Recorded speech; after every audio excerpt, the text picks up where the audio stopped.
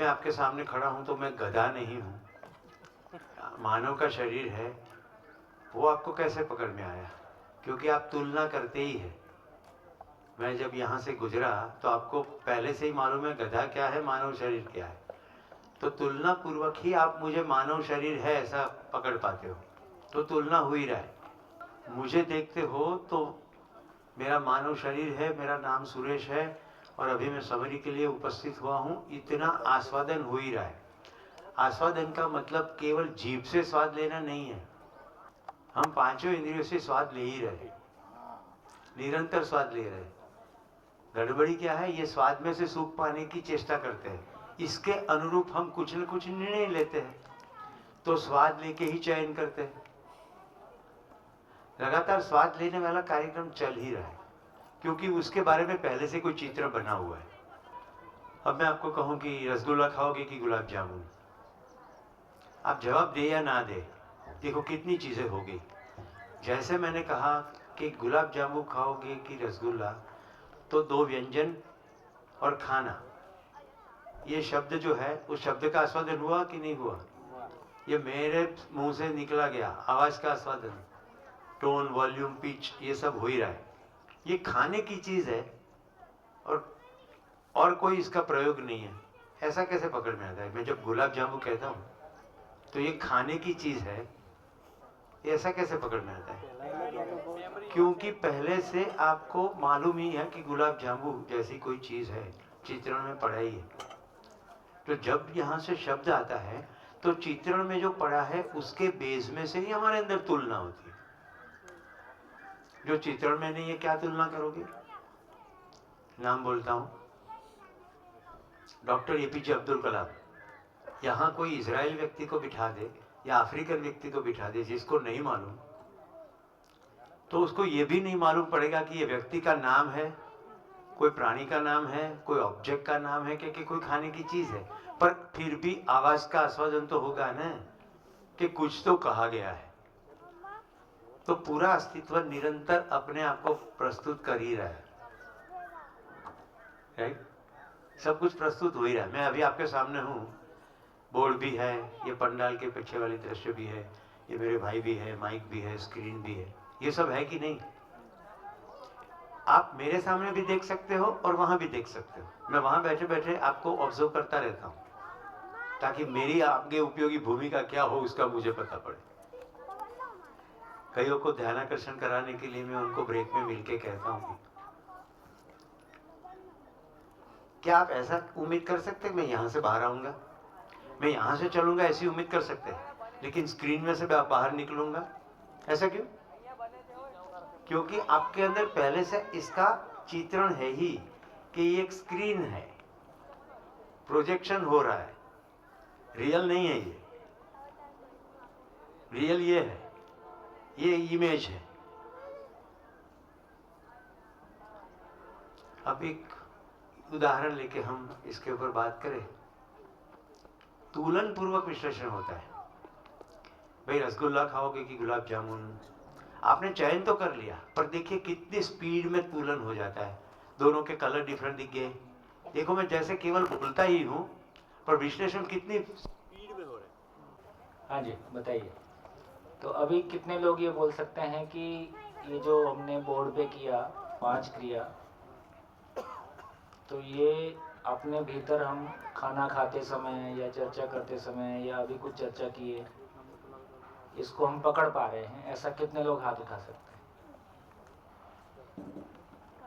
चलो उल्टा कर लेते हैं। कितने लोगों को ये 5 क्रिया अपने में पकड़ में नहीं आ रही?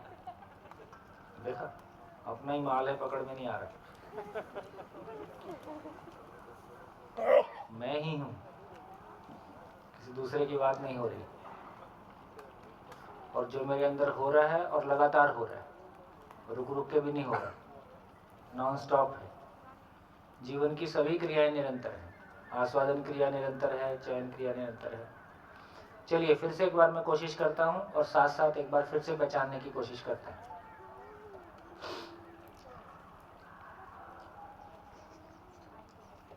सभी मानव में निरंतर सुख की चाहना बनी हुई है। आप अपने में देखिए कि मुझ में सुख की चाहना बनी हुई है कि नहीं बनी हुई। मैं सुख चाह, कोई मोमेंट ऐसा होता है कि क्या मैं दुख चाहता हूँ, अब दुख आ जाए, ऐसा लगातार बना हुआ है कि नहीं बना हुआ है? कितने लोगों को लगता है बना हुआ है? अभी किसी को लग रहा है कि मेरे को पता नहीं चल रहा है कि मैं सुखी होना चाहता हूँ? वो हाथ उठाए। कोई सभा में ऐसा हो जिसको ये पता नहीं चल रहा है कि मैं सुखी होना चाहता हूँ? हो गया। दूसरा, आस्वादन क्रिया के बारे ही दूसरा बोल रहे हैं कि हम उपलब्धता के अनुसार सुख भोगते रहते हैं। कोई मोमेंट में इंद्रिय सुख भोग रहे हैं, जैसे अभी हम बैठे बैठे पोस्चर बदलते हैं, कभी तकिए पे ऐसे होके बैठते हैं, कभी कमर सीधी करते हैं, कभी कुछ और करते हैं, कभी सीट बदल देते हैं, कभी चेयर पे होते हैं, कभी गद्दे पे होते हैं, कभी इधर बैठते हैं, कभी उधर बैठते हैं। तो ये इतना सारा आप क्यों कर रहे हो? तो ये प्रिय कौन सा हो गया? ये प्रिय हो गया, अच्छा लगने की बात।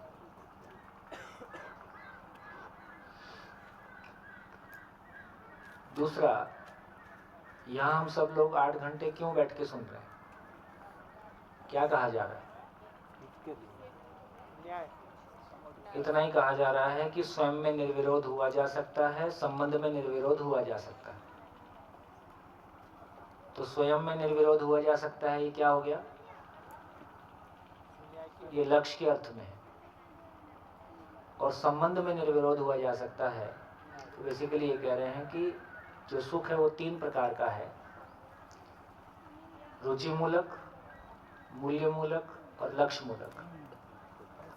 तो हर समय हम तीनों में से किसी एक सुख के साथ होते हैं। जिंदा रहने के धरातल पर लक्ष्य मूलक कैसा है? वो सुविधा के साथ में जुड़ गया, तो वो क्लैरिटी हमारी हो गई। तो इसका मतलब है कि उपलब्धता में इसमें से हमको क्या उपलब्ध है? जिंदा रहने के धरातल पर कौन सा सुख उपलब्ध है? घूम फिर के वो इंद्रिय ही बचता है। इंद्रिय सुख की कामना करना और संबंध में भी वो मोहवश एक दूसरे को पहचानना और उसके लिए पैसा होना, उसके लिए वही लक्ष्य होना। तो इससे क्लैरिटी बनी कि जिंदा रहने के धरातल पर हमारा सुख कितना छोटा है। अभी यहाँ के आपको ऐसा क्या मिल गया कि आज 7वां दिन है, हर दिन हमारा लेवल ऑफ कंसंट्रेशन, हमारा लिसनिंग बढ़ा है कि घटा है? बढ़ा है। क्यों बढ़ रहा है? क्या मिल गया ऐसा? ऐसा क्या मिल गया? कुछ मिल गया? आशा। आशा बढ़ रही है, बेहतर जिया जा सकता है। बेहतर जीने की जो आशा है, एक पॉइंट ये था जब शुरू किया था कि मानव निरंतर सुख चाहता है, बोले हो ही नहीं सकता। वहां से अब ऐसा लग रहा है कि हो सकता है, और हो सकता है ये और गहरा होते जा रहा है। तो आशा बढ़ रही है, सुनने से आशा बढ़ती है। तो कौन सा सुख हो गया? लक्ष्य मूलक। और संबंध में तृप्ति पा सकते हैं, विवाह को लेके कुछ क्लैरिटी बनती है, सब परिवार को लेके कुछ क्लैरिटी बनती है। तो संबंध और मूल्य मूलक, संबंध और लक्ष्य मूलक, ये 2 सुखों की आशा यहाँ बढ़ रही है। इंद्रिय वाला सुख हमारे पास पहले से भी है। तो इस रूप में उपलब्धता के आधार पर भोगने का काम लगातार होते रहता है, हो रहा है। अभी कभी हम लक्ष्य मूलक सुख का आस्वादन करते हैं आशा के अनुरूप, अभी आशा बढ़ी है। इसलिए आप देखेंगे जिस दिन आप आए थे उस दिन और आज की तुलना में आपका मन पहले से शांत है कि उद्विग्न है? क्यों शांत हो गया? अभी समझ बढ़ गई ऐसा कहना तो मुश्किल है, आशा बढ़ गई है। समझ बढ़ गई होती तो वो स्थिर रहेगी, फिर यहाँ से जाने के बाद ये जो भी माहौल बना है, भाव बना है, फिर ये कम नहीं होगा। समझ बढ़ गई तो यदि यहाँ से जाने के बाद 1 महीने बाद फिर पुराने जैसा लगने लगता है, इसका मतलब है कि आशा बढ़ी थी, वातावरण का प्रभाव था, अब वातावरण नहीं है, इसलिए जैसे थे वैसे हो गए, फिर भी याद रहता। तो ये पता चला कि सभी मानव में निरंतर सुख की चाहना और उपलब्धता के अनुसार भोगना होता रहता है। कितने लोगों को इसका पता चल रहा है, हो रहा है? ठीक है, इसका नाम आस्वादन क्रिया है। अब जैसा आस्वादन अपने में त्याग, जैसे आपके भीतर ये आ गया कि संबंध में सुख, संबंध में तृप्ति पूर्वक जिया जा सकता है, तो इसको पूरा करने के लिए क्या चीज का चयन हो रहा है ना? यदि आपके भीतर ये आशा बढ़ रही है कि सुख पूर्वक जिया जा सकता है, संबंध में तृप्ति पूर्वक जिया जा सकता है, तो चयन किस बात का हो रहा है अब आगे? अध्ययन का। तो इसको पूरा समझना है, पूरा समझना है। ऐसा चयन कितने लोगों में हो रहा है? ठीक हो गया? अब ये समझ गया कि जैसा हम आस्वादन करते हैं उसके अनुरूप चयन होता है। तो ये कहा कि आस्वादन के अनुरूप चयन होता है, और जिसका चयन होता है उसका फिर आस्वादन होते रहता है। जैसे आपने ये चयन किया कि अध्ययन करना है, तो वापस उसका आस्वादन कैसा होता है? ये बोलने से कैसा लगता है? खुशी लगती है, यहाँ कुछ अच्छा काम करूंगा, आगे जानने मिलेगा और जानने मिलेगा, तो इसका आस्वादन फिर से होता है। तो आस्वादन के आधार पर चयन होता है, जो भी चयन करते हैं उसका वापस आस्वादन होता ही रहता है। इससे ये समझ में आया कि आस्वादन क्रिया निरंतर बनी हुई है। इतना ही है कि जब मेरा ध्यान आस्वादन क्रिया पे जाता है तो मेरे को आस्वादन क्रिया का पता चलता है, जब मेरा ध्यान चयन क्रिया पे जाता है तो मेरे को चयन का पता चलता है। पर जिस समय मैं चयन को देख रहा हूं उस समय आस्वादन हो ही रहा है। जैसे हम सोए हैं, तो सोते हुए सोने का आस्वादन हो रहा है कि नहीं? हो ही रहा है। नहीं तो सुबह उठ के कैसे पता चलता आज नींद अच्छी आई? तो सोने को भी भोगने वाला कोई है, इसलिए क्या बोला? आहार निद्रा। तो मैं निद्रा को भी भोगता हूं, निद्रा का भी सुख लेता हूं, आहार का भी सुख लेता हूं, है ना? मैं निद्रा को भी भोग रहा हूं। कितनी बढ़िया व्यवस्था है प्रकृति ने, कितनी व्यवस्था, कितनी बढ़िया प्रकृति में कितनी बढ़िया व्यवस्था बनाई है कि प्रकृति में कितनी बढ़िया व्यवस्था बनी है। अब समझ में आ गया, बनाई नहीं है, क्योंकि बनाई होती तो बनाने वाला होता। तो बनी है। क्या व्यवस्था बनी है? कि हम शरीर को बनाए रखें, इसके लिए नए शरीर बनते रहें, पुराने शरीर बने रहें, इसके लिए इंद्रियों में सुख का नियोजन है। इसमें सुख नहीं होता तो क्या होता? ये हॉल खाली होता। और तो नेचर का मोटिवेशन है कि हम नए शरीर बनाते रहें, पुराने शरीर को बनाए रखने के लिए काम करते रहें, ये उसका मोटिवेशन है। तो अभी हमारी ये क्लैरिटी बनी कि ये सभी क्रियाएं निरंतर होती रहती हैं। जिस पे मेरा ध्यान जाता है उसके होने का पता चलता रहता है, और मेरा ध्यान नहीं जाता है तो किसी के होने का पता नहीं चलता है, खाना पीना होते रहता है। ये ठीक हो गया? तो आस्वादन के आधार पर चयन होता है। ये कितने लोगों के ध्यान में आ रहा है? हाथ उठाते जाओ, उठाने में कंजूसी मत करो।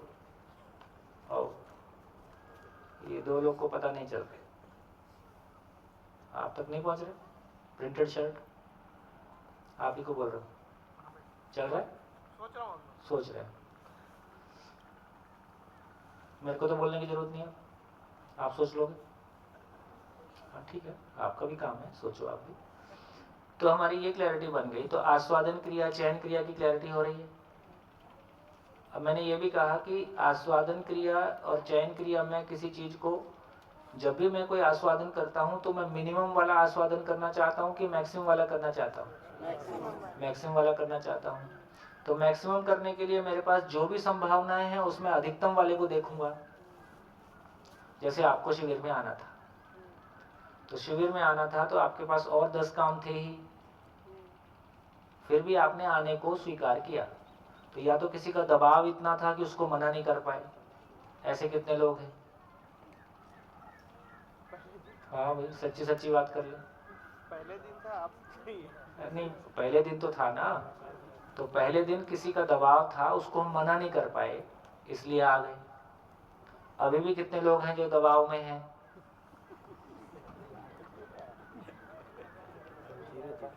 अभी सभा की भी कोई मर्यादा होती है।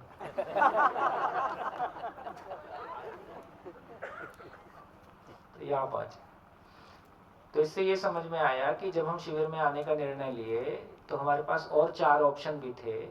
तो हमने देखा कि इसको नहीं करूंगा तो क्या फर्क पड़ेगा। तो शिविर में जाने से कोई अच्छी चीज मिलेगी, क्योंकि आप सभी अपना तन मन धन लगा के आए हैं। इससे ये सिद्ध होता ही है कि आप स्वेच्छा से आए हैं। इसका मतलब है कि जो भी बाकी संभावनाएं थी उनकी तुलना में आपको लगा कि शिविर में जाने से कोई ज्यादा वैल्यू मिल सकती है। ये कंपैरिजन हुआ था कि नहीं? ये तुलन हुआ था। जब ये तुलन हुआ था तो इसमें दृष्टि कौन सी थी? इसमें कौन सी दृष्टि थी? यहाँ के रुचि मूलक आस्वादन मिलेगा? रुचि मूलक तो नहीं मिलेगा। कौन सा मिलेगा? मूल्य मूलक और लक्ष्य मूलक मिलेगा। तो किसी ने कहा भी नहीं, संबंध ठीक हो जाते हैं। तो किसी ने शिविर को नाम दिया खटारा आदमी रिपेयर वर्कशॉप। अपना अपना तरीके से लोग मजाक करते रहते हैं। किसी को लगता है जिनके संबंध खराब होते हैं वही जाते हैं। ऐसा नहीं है। संबंध ठीक होना बाय प्रोडक्ट है। हम एक नई जिंदगी अपने आप में क्रिएट कर सकें, हम एक कंप्लीट लाइफ अपने आप में क्रिएट कर सकें, सही अर्थों में हम अपनी दुनिया बदल सकें और दूसरों की दुनिया भी बदल सकें, उसके लिए हम योग्य हो जाएं, ऐसी कोई बड़ी संभावना है। तो इसका मतलब है कि हमने कंपैरिजन किया था और कंपैरिजन से हम फाइनली इस निर्णय पे पहुंचे कि मुझको जाना है। इसका मतलब उसके बीच में विश्लेषण हुआ था। भाई ये नहीं जाऊंगा, शिविर नहीं जाऊंगा तो क्या नुकसान होगा, और बाकी कुछ करूंगा तो उससे क्या फायदा होगा। विश्लेषण हुआ ही। विश्लेषण क्लियर नहीं होता है क्या? कितने लोग विश्लेषण तो वैसे भी हम रोजमर्रा की जिंदगी में एनालिसिस करते हैं, विश्लेषण करते हैं। और ये सब क्यों हो रहा है? पीछे कोई डिजाइन बना हुआ है कि ऐसे करूंगा, ये पा जाऊंगा तो सुखी हो जाऊंगा। ऐसा कोई डिजाइन बना हुआ है। तो अभी कितने को लगता है कि ये जो कुछ भी 5 क्रिया के रूप में बोला गया, ये मेरे अंदर मेरे को दिखाई दे रहा है? अभी भी कितने लोग ऐसे हैं जिनको लगता है कि दिखाई नहीं दे रहा है? आपको नहीं दे रहा हो तो हाथ उठा देना, संकोच मत करना। अभी भी कितने लोगों को लगता है कि हाँ ये 5 क्रिया मेरे को अपने में नहीं दिख रही? देखो चाहे अब एक तो बचा, एक और भी हो तो हाथ उठाइए। 2 3 4 चलो कोई बात तो धीरे से और आगे चलेंगे और क्लियर करेंगे लगभग। तो इसका मतलब है कि देखो, आपको अपने में ही ध्यान देके देखना पड़ेगा।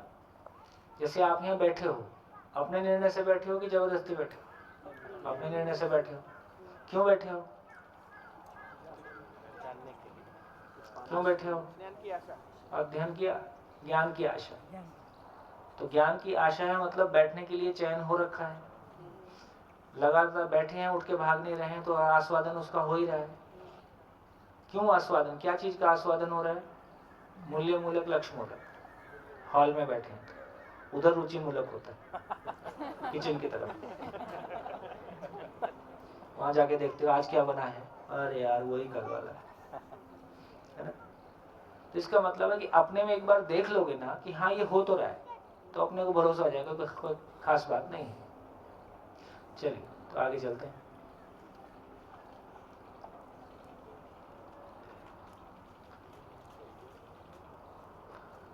तो देखिए, जितनी बात अभी तक की,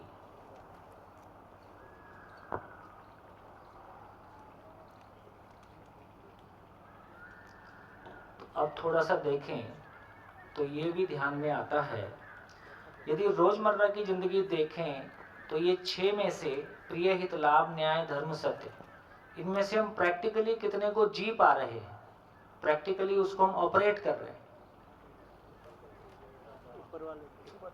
तो ऊपर वाले 3 को तो हम जी रहे हैं, और उसमें भी ज्यादा लोग कितने को जी रहे हैं? लाभ और प्रिय, हित को जीने वाले की संख्या और भी कम है। ये ठीक हो गया? मैक्सिमम जनसंख्या किसमें है? प्रिय में तो सारे ही हैं, ठीक। उससे ज़्यादा प्रिय के साथ जो, जैसे पहले पुरुष ही कमाता था, महिलाओं को हमने कहा भाई तुम घर संभालो, अब बोले हम ही क्यों पीछे रहें, हमारा भी अपना रहना चाहिए, तो हम भी इधर आ, तो ये भी हो गया, ये भी हो गया। इस बीच में शरीर के लेके हमारा ध्यान काफ़ी लोगों का जा ही रहा है। लेकिन ये तीन को देखें तो ये अपेक्षा के रूप में बना हुआ है कि इसको हम जी रहे हैं। एक संबंध गिला शिकवा शिकायत से मुक्त नहीं है, तो इससे ये समझ में आता है कि न्याय हमारी क्लैरिटी में नहीं है और न्याय को लेके हमने कुछ बात कर ली। तो न्याय, धर्म और सत्य, ये तीनों ही हमारी क्लैरिटी में नहीं है। धर्म को हमने कर्मकांड माना, पूजा माना, है ना, ये सब माना। सत्य को हमने घटी घटना को रिपीट करना माना। तो बेसिकली न्याय, धर्म, सत्य की हमारी अपेक्षा जरूर है, लेकिन उस पर हमारी कोई क्लैरिटी नहीं है, इसलिए ये हमारे जीने में नहीं है। इसलिए 4.5 क्रिया में से हम कितने को जी रहे हैं? 3 को, आधा। तो 4.5 में से हम आधा जी रहे हैं, तुलन आधा। 6 दृष्टियों में से 3 दृष्टियां जी रहे हैं। सबके ध्यान में आ गया? पीछे जब हम कंपैरिजन की बात कर रहे हैं तो बेसिकली हम 3 दृष्टियों को कंपेयर कर पा रहे हैं, और 3 हमारी अपेक्षा में बनी हुई है, लेकिन जिंदा रहने के धरातल पर उसकी हमारी समझ नहीं है, योग्यता नहीं है, इसलिए वो हो नहीं पा रहा। तो इसके लिए ये कहा, कितने मार्क्स मिले जिंदगी में?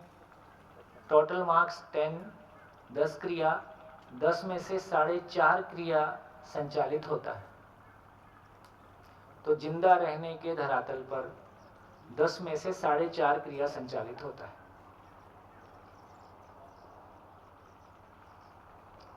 5.5 क्रिया चुप रहता है। यही हमारा खालीपन है, हमारी जिंदगी का खालीपन ये है। और ये 5.5 क्रिया को संसार का कोई रूप, कोई धन, कोई बल, कोई पद, कोई इंद्रिय सुख, कुछ भी नहीं छू सकता है। एकदम दूसरी दुनिया है। बोलो बोलो, कुछ बोल रहे? नहीं। एक क्लैरिटी बनी? इसमें से भी यदि आप ध्यान दोगे तो पता चलेगा कि बड़ा वर्ग केवल आशा में जीता है, मन के लेवल पे जीता है। ये बात मैंने पहले कही थी। बड़ा वर्ग है जिसको लगता है कि मन का कपड़ा मिल जाए, मन की गाड़ी मिल जाए, और थोड़ा सा घर ठीक हो, थोड़ा कपड़े ठीक हो, कहीं एक बार साल में एक बार सिंगापुर घूम आए, है ना, इतने में उसका ना, इसी का नाम जिंदगी है। कितने प्रतिशत वर्ग ऐसा होगा ना? या 80% होगा कि 90% होगा, देख लीजिए। बड़ा वर्ग ऐसा है।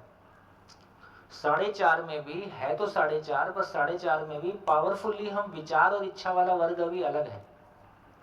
विचार वाला वर्ग है जो किसी भी विचार को लेके अपना अधिकार रखता है, चाहे वो आरएसएस का विचार है, चाहे वो नक्सली का विचार है, चाहे वो आर्य समाज का विचार है, चाहे वो जैन विचार है, चाहे वो बौद्ध विचार है ना, चाहे वो किसी डेवलपमेंट का विचार है, चाहे वो किसी अर्थशास्त्र का विचार है। किसी विचार विशेष को लेके जब व्यक्ति अपनी पहचान के साथ में जोड़ता है तो कम से कम ये कह सकते हैं कि विचार पक्ष उसका अभी सही दिशा में है कि नहीं है, अभी इसको नहीं बोल रहे हैं, लेकिन कम से कम विचार पक्ष उसका जागृत है। विचार पक्ष उसका जागृत कहने से भी ठीक नहीं लग रहा है, विचार पक्ष उसमें है, विचार है। और इच्छा का मतलब है, इच्छा पक्ष का मतलब है कि उस विचार के आधार पर जब आदमी परिवर्तन को जमीन पे ट्रांसलेट करने की सोचता है, जैसे बिजनेस का बड़ा एम्पायर खड़ा कर देना, इसको बेसिकली कहेंगे कि हाँ ये इच्छा शक्ति है, इच्छा शक्ति वाला काम है। तो बड़ा वर्ग देखेंगे तो आशा तक है ना, इसमें जॉब ज्यादा आ जाती है। जॉब जो है वो आशा बंधन तक पूरी हो जाती है। फिर जिनको लगता है कि नहीं अपना कुछ क्रिएट करना है, मतलब जॉब में भी एक वो वर्ग है जिसको जो काम बता दिया उसने वो काम कर दिया, मेरी नौकरी पूरी हो गई, तो ये मन का लेवल हो गया। जब आदमी जॉब में रहते हुए अपनी क्रिएटिविटी, अपना इन्वेस्टमेंट लगाता है तो विचार पक्ष भी हो सकता है, इच्छा पक्ष भी हो सकता है। क्या समझ में आया इस चर्चा से?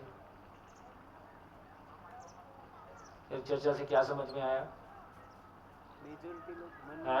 मेजोरिटी मन के लेवल पे ही, मेजोरिटी मन के लेवल पे है। ऐसे बोलने के रूप में हम स्वयं को शरीर मानते हुए 4.5 क्रिया में जीते हैं, 10 में से आउट ऑफ 10। और 4.5 को भी प्रभावशाली तरीके से नहीं यूज। 4.5 क्रिया का कमाल है कि हम चांद तक पहुंच गए। 4.5 क्रिया का कमाल है कि हम IIT चले गए, IIM चले गए, IAS हो गए। 4.5 क्रिया का कमाल है कि इतनी बड़ी समाज सेवा कर डाली, विरोध करके आंदोलन खड़ा कर डाला। ये सब 4.5 क्रिया में हो गया। साहित्य लिख दिया, इतना काम 4.5 क्रिया का वैभव है।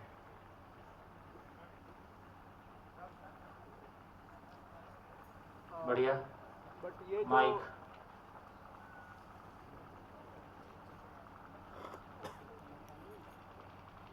ये जो आंदोलन किया और वो सब में ये 4 पे 4 5 6 नहीं आएगा?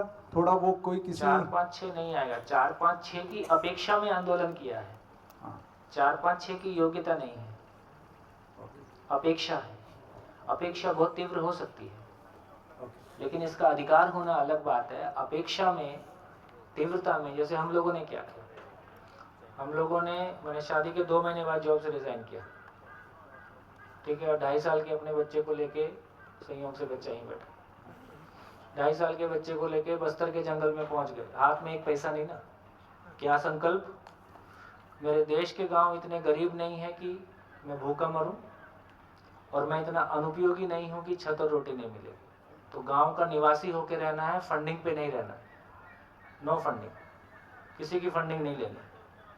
किसी गांव का निवासी होकर उसमें रहना है और 10 साल रहना है। अभी चढ़ गया फितूर सिर में। अब ऐसा करके आप सर कटा दो, आप अपना घर जो कुछ करना है सब कर डालो, है ना। रिएक्शन में आदमी नक्सली हो जाए।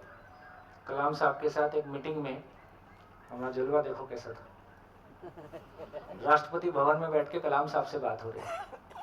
कलाम साहब ने मेरे से पूछा कि तुमको जीवन विद्या नहीं मिली होती तो क्या करते। मैंने कहा मैं नक्सली होता।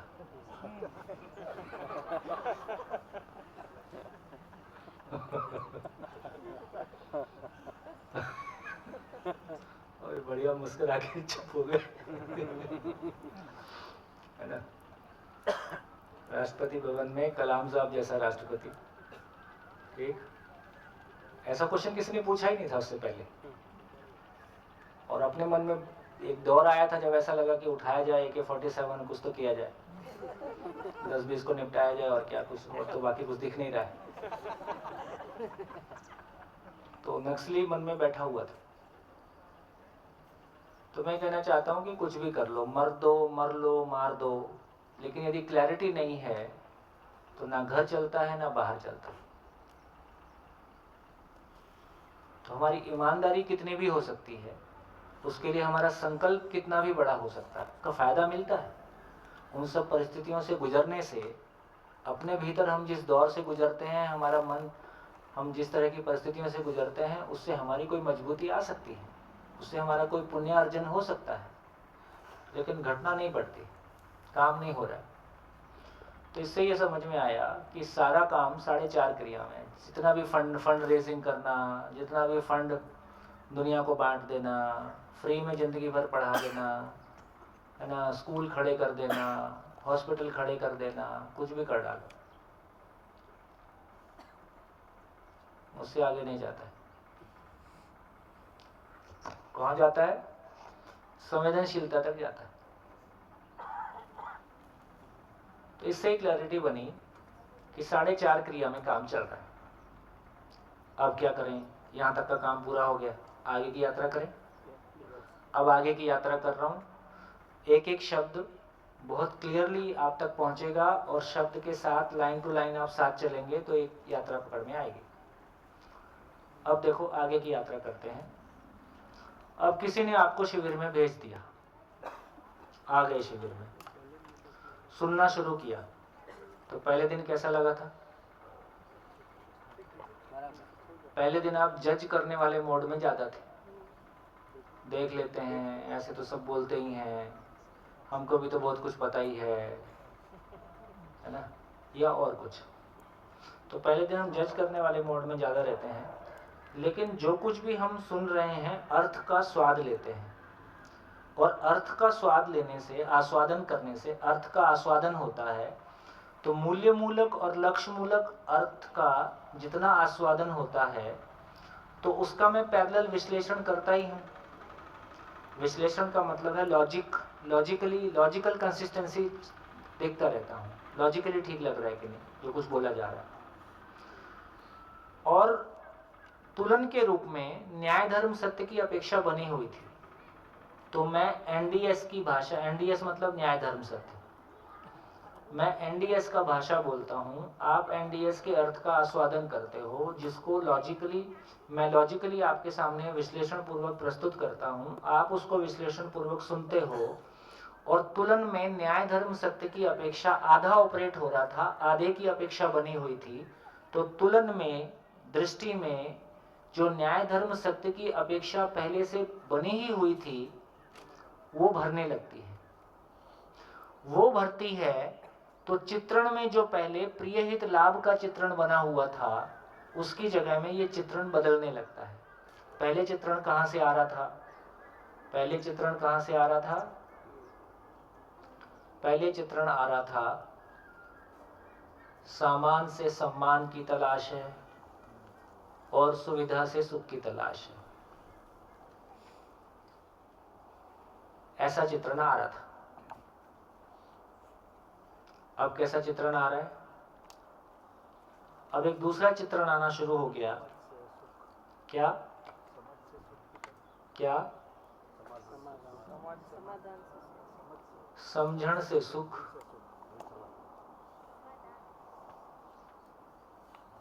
श्रम से समृद्धि, है ना, समाधान, समृद्धि, और कुल मिला के समाज में अभय। समाज भय से मुक्त हो सकता है और प्रकृति में सह अस्तित्व। अब एक नया चित्रण आने लगता है। इसमें पहला काम ये होता है कि हम कोई लॉजिकली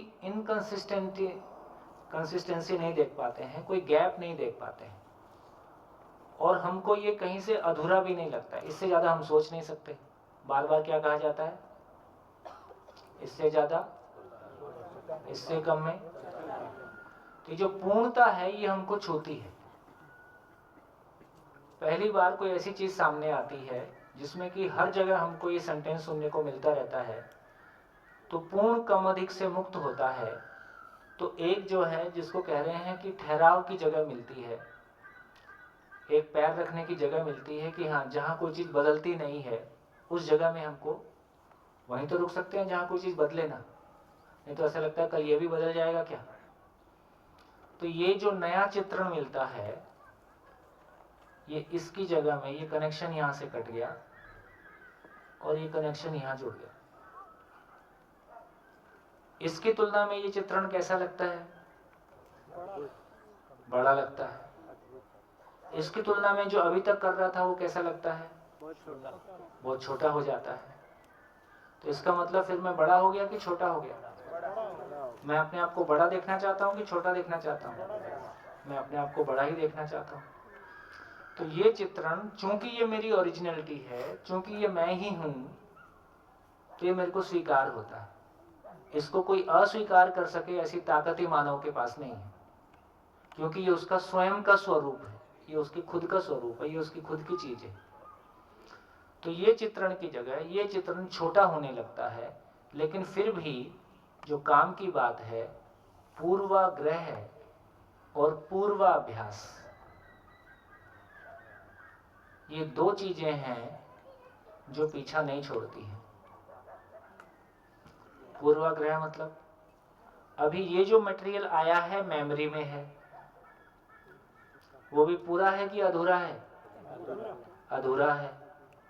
और ये मैटर, ये पूर्वाग्रह, सामान से सम्मान पाने का अभ्यास, सामान से सम्मान पाने की मान्यता, सुविधा से सुख पाने की मान्यता, ये कहाँ रखी है? ये चित्रण में रखी है। और इस इंद्रियों से सुख पाने के अभ्यास बने ही है। ठीक? अब दोनों के बीच में लड़ाई और जोर से हो जाती है, तो आपकी पीड़ा बढ़ने वाली है।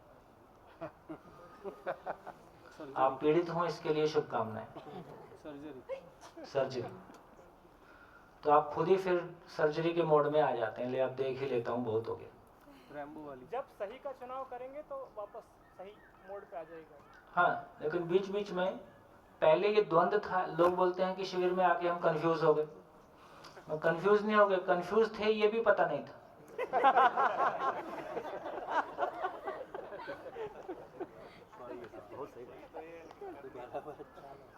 संवेदनशीलता को जीना मान रहे थे, सूचनाओं को ज्ञान मान रहे थे, कोई टेक्निकल नॉलेज मिल गई उसमें परम ज्ञान मान रहे थे, थोड़ा सा पैसा आ गया तो हम परम ज्ञानी हो गए ऐसा सोच रहे थे, थोड़ा सा बड़ा पद पा गया तो हमसे बड़ा कौन ऐसा मान रहे थे। तो कहावत सुनी थी, ऊंट आया पहाड़ के नीचे, तो ये वैसा।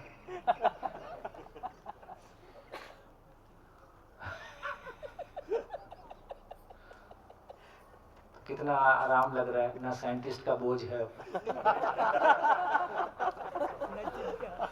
ना दुनिया बदलने का बोझ है, इनका स्मारक बन ही जाएगा।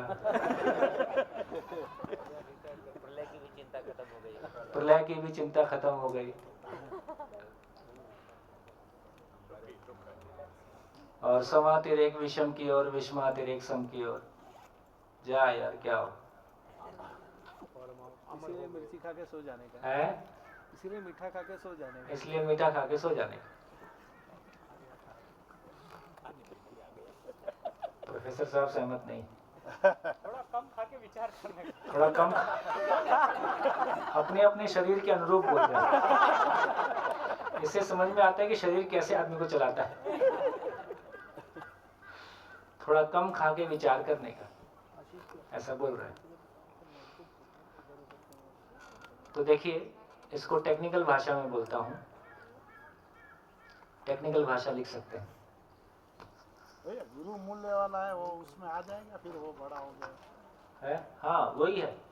ये देखो, ये तो लिखा हूं ना, इसलिए सुविधा समाधान में ट्रांसफॉर्म हो गया, संग्रह समृद्धि में ट्रांसफॉर्म हो गया, भक्ति अभयता में ट्रांसफॉर्म हो गया, विरक्ति सहस्तित्व में ट्रांसफॉर्म हो गया। तो गुरु में लघु समाएगा नहीं समाएगा। जब समाधान के साथ में रहेंगे तो सुविधा रहेगी नहीं रहेगी, रहेगी। जब समृद्धि रहेगी तो संग्रह की अतृप्ति खत्म हो गई, बल्कि असंग्रह का जो, असंग्रह क्या, असंग्रह का मतलब खाली हाथ हो जाना नहीं है। असंग्रह का मतलब है आवश्यकता से अधिक उपलब्ध रहना। असंग्रह गरीबी का नाम नहीं है। असंग्रह का मतलब है अपनी आवश्यकताओं को पहचान पाना, आवश्यकता से अधिक के भाव में जीना, उत्पादन पूर्वक। तो ये बनता है, तो गुरु आता है तो लघु उसमें समाया ही रहता है। तो इससे हमारी, मैं टेक्निकली स्टेटमेंट बोल रहा था, न्याय धर्म सत्य का तर्क पूर्वक चित्रित हो जाना,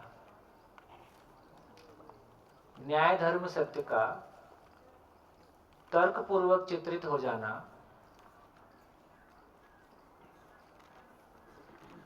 ये श्रवण है। सुन लिया तो उसकी पहचान है कि सुना सकते हैं। सुनने की पहचान क्या है? न्याय धर्म सत्य का तर्क पूर्वक चित्रित हो जाना। मेमोरी में सॉफ्टवेयर इंस्टॉल हो गया। कैसा सॉफ्टवेयर? Universal existential software. न्याय धर्म सत्य का तर्क पूर्वक चित्रित हो जाना, चित्रण में इंस्टॉल हो गया।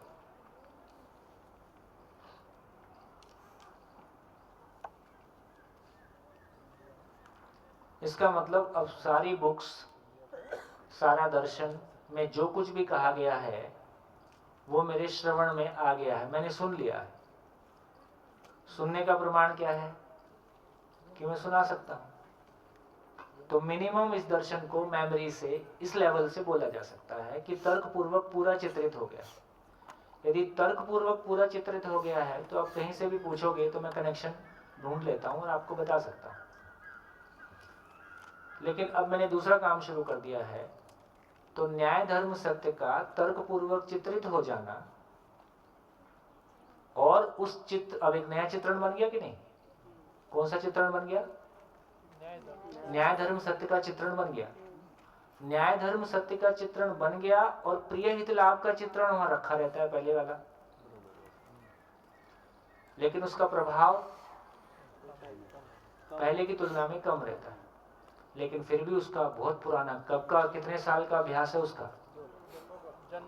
हजारों साल का, कई 100 साल, हो सकता है हजारों साल। हजारों साल से मैं ये सॉफ्टवेयर चला रहा हूँ कि मैं शरीर हूँ और सुविधा से सुख है, सामान से सम्मान है, तो इतनी जल्दी ये हटने वाला नहीं है। तो फिर दोनों के बीच में कंपैरिजन शुरू होता है। न्याय धर्म सत्य और प्रिय हित लाभ में कंपैरिजन चलता रहता है, और कोई मोमेंट में एक एक चीज स्वीकार हो जाती है कि ये क्या बोलते हैं, वरीय, प्रायोरिटाइज हो जाता है कि प्रिय हित लाभ की तुलना में न्याय धर्म सत्य ये इंपॉर्टेंट चीज है, ये प्रायोरिटी की चीज है, और ये एक दिन में सब चीजें नहीं हो जा रही हैं। जैसे किसी व्यक्ति को, हमारे एक मित्र हैं प्रॉपर्टी का काम करते हैं, अब हमारा अपना कुछ संस्कार ऐसा है कि हमको पैसा नहीं छूता है, इसके लिए कोई मेहनत किया है ऐसा नहीं है, इस शरीर यात्रा में नहीं किया है, पीछे का कुछ होगा जुगाड़। तो कहते सोम भाई आप समझते नहीं हो, हमको खाली प्लॉट देख के ना ऐसा आकर्षण होता है जैसे जवान लड़के को लड़की दिखती है।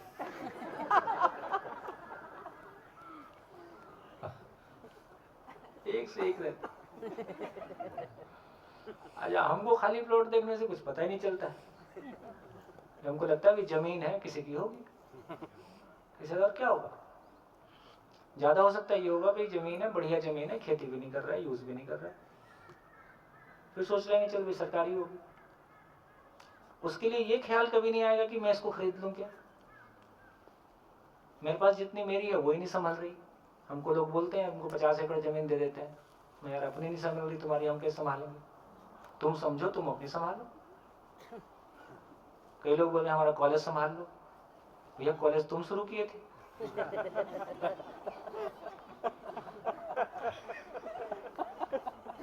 यार तुम समझो, तुम संभालो तुम्हारा कॉलेज, तो झंझट ही खत्म हो गया। अब आपको समझ में आता है किसी ने जमीन दिया मतलब आपके गले में मरा सांप डाल दिया, फटा हुआ ढोल, अब बजाओ। तो भैया केवल दाना पानी अपने हाथ में रखना है, कोई दान की जरूरत नहीं, कोई समाज के चंदे की जरूरत नहीं, इस काम में कोई दान चंदे की जरूरत नहीं। हम अपने हाथ पैर से चलेंगे, आवश्यकता होगी तो मित्रों से ले लेंगे, उसका बोझ आपके ऊपर नहीं डालेंगे, परिवार भाव में एक दूसरे का सहयोग करेंगे। आप अपना खाना खर्चा खाओगे, बात खत्म। अपने घर में रहते वहां भी तो खाते। कोशिश करते हैं कि भवन सामाजिक हो ताकि खर्चा मिनिमम हो सकता है अभी ऐसी स्थिति नहीं है, हो सकता है 2-5 साल में 2 साल में बन जाए। ये भी नहीं सोच रहे हैं कि नए संस्थान बनाने हैं, पहले से इतने बने हुए हैं, क्यों सब जगह इतना ईटा पत्थर और लगाया जाए। तो नए संस्थान कभी बनाने का नहीं सोच रहे। तो हार्डवेयर वाला काम है ही नहीं, सारा सॉफ्टवेयर का काम। भैया अभी जैन समाज ने दे दिया, आपको धन्यवाद, आपने शरण दे दी। धीरे से किसी को समझ में आएगा कि यार ये बढ़िया काम है, तो बोलेगा भैया कर लो, और जो मिनिमम मेंटेनेंस है वो दे दो। तो आपके ऊपर पर डे पर हेड का खर्चा न्यूनतम बना रहे, ताकि अभी भी किसी को ये नहीं लगे कि भाई पैसा नहीं है तो मैं शिविर नहीं कर सकता हूँ। अभी भी शिविर में ऐसे कई लोग रहते ही हैं जिनकी आर्थिक स्थितियाँ अभी नहीं है, तो बता देते हैं, वो नहीं भी देते हैं, और कुछ लोग उनके लिए सहयोग कर देते हैं। अब एक बार आदमी को समझ आ गई वो कितना उपयोगी हो सकता है, तो धीरे से ये क्लैरिटी बनी, और धीरे से यदि मोहल्ले में एक समझदार आदमी हो गया, कहीं बाहर जाने की जरूरत ही नहीं, मोहल्ले में ही अपना काम चल जाएगा। तो धीरे से ये पता चला कि हम कितने एम्पावर्ड हो सकते हैं, कितना उपयोगी होकर जी सकते हैं। तो क्या समझ में आया? तो पहला काम है श्रवण, दूसरा काम है मनन, तीसरा काम है निधि ध्यासन। श्रवण, मनन, निधि ध्यासन। तो अभी श्रवण और मनन तक का समझ लेते हैं, निधिध्यासन आगे समझ लेंगे। तो श्रवण का मतलब है तर्क पूर्वक न्याय धर्म सत्य का चित्रित हो जाना, इसका नाम श्रवण है। मैंने सुन लिया, सुनना हो गया। सुनने का प्रमाण क्या है? सुना सकता हूं, लेकिन अभी मेरे आचरण में है नहीं, अभी आचरण में नहीं, सुना सकता हूं। तो लॉजिकल एक्सेप्टेंस हो गया है। लॉजिकल एक्सेप्टेंस हो गया तो उसकी ताकत इतनी बड़ी है कि वो तुरंत जो प्रिय हित लाभ का अपना पुराना पूर्वाग्रह और पूर्वाभ्यास था उसके साथ में कंपेयर होने लगता है। और अगला सूत्र है अपने निष्कर्षों का स्वीकार हो जाना अध्ययन है। अपने निष्कर्ष, क्या निष्कर्ष? कोई मोमेंट में आपका ध्यान इस बात पे चला गया कि मानव की मूलभूत आवश्यकता ज्ञान है, शरीर की मूलभूत आवश्यकता रोटी कपड़ा और मकान है। अब रोटी कपड़ा और मकान आपके स्टेटस से नहीं जुड़ता है, सामान। तो पहला बड़ा काम ये होता है और बड़ी एनर्जी लिबरेट होती है कि आप कंपैरिजन से मुक्त होने लगते हो। रूप का कंपैरिजन, हाइट का कंपैरिजन, कलर का कंपैरिजन, धन का कंपैरिजन, पद का कंपैरिजन, ये कंपैरिजन आपको टच नहीं करता है, छूता ही नहीं। कितना बढ़िया, कितना आराम। मैं जैसा हूं वैसा मैं अपने आप को स्वीकार करता हूं, क्योंकि अब मेरी पहचान शरीर से नहीं है। अब मेरी पहचान क्या चीज से है? मेरे आचरण से। और उसकी स्वीकृति आप दोगे कि पहले मुझे को पता चलेगा? मेरे भाव और विचार की क्वालिटी कैसी है इसका पहले आपको पता चलेगा कि मुझको पता चलेगा? पहले मुझको पता चलेगा। तो मुझको अपने में ही पता चलता है कि मेरी स्थिति कैसी है, तो मैं खुद ही खुद को सर्टिफाई करता हूं, क्योंकि मेरे पास पूर्णता के रेफरेंस हैं। मेरे पास पूर्णता के रेफरेंस हैं, इसलिए मैं खुद ही खुद को सर्टिफाई करता हूं। इसको कहा स्व मूल्यांकन। तो पहला काम ये होता है कि ये जो प्रिय हित लाभ में जीते हुए अपनी पहचान के लिए दूसरों से कंपैरिजन हो रहा था, इस कंपैरिजन से मुक्ति मिलना शुरू हो जाती है। इंद्रियों के ऊपर जो निर्भरता थी टोटल, वो भी धीरे थोड़ा सा ढीला होता है, क्योंकि न्याय धर्म सत्य से में जो रिजल्ट मिलना शुरू होता है, से फॉर एग्जाम्पल अपना भाव और विचार थोड़ा सा अव्यवस्थित होना कम हो जाता है।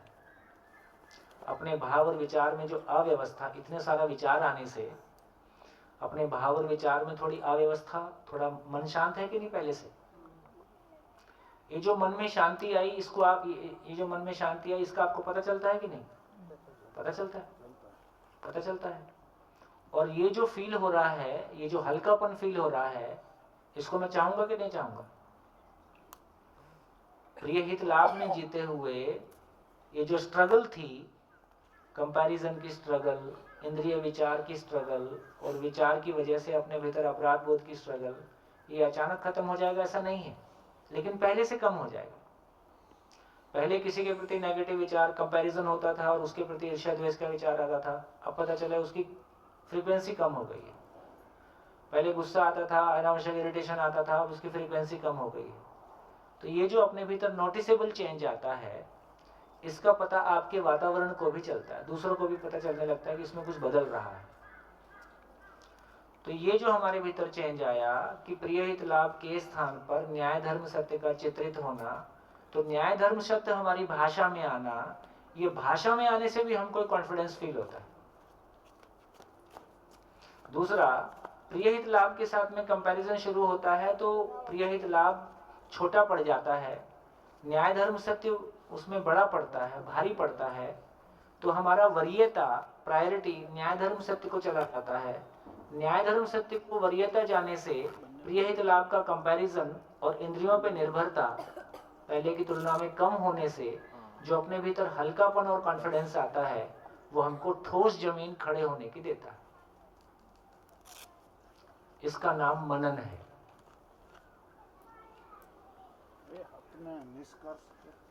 अपने निष्कर्षों का स्वीकार हो जाना अध्ययन है। वो थोड़ी सी आगे की, उसका नाम निधिध्यासन है। वो सूत्र निधि ध्यासन के लिए है।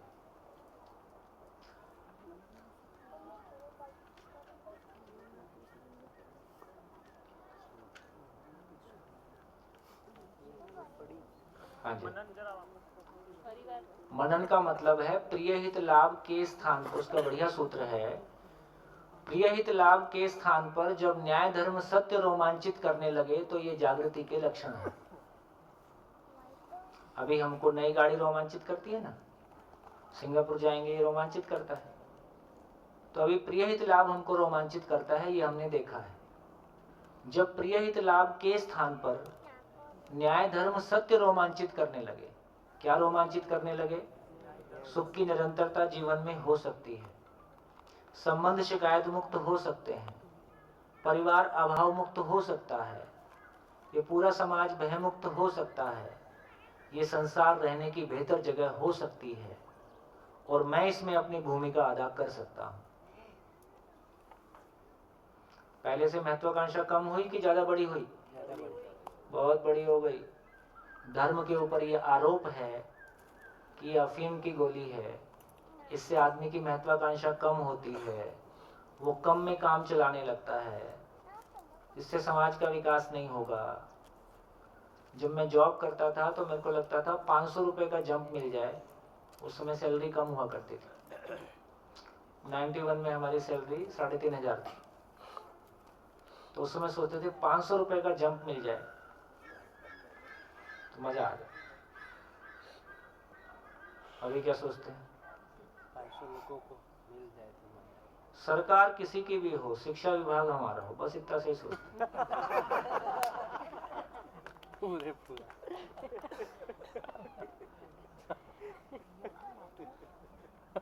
क्या करना है सरकार से?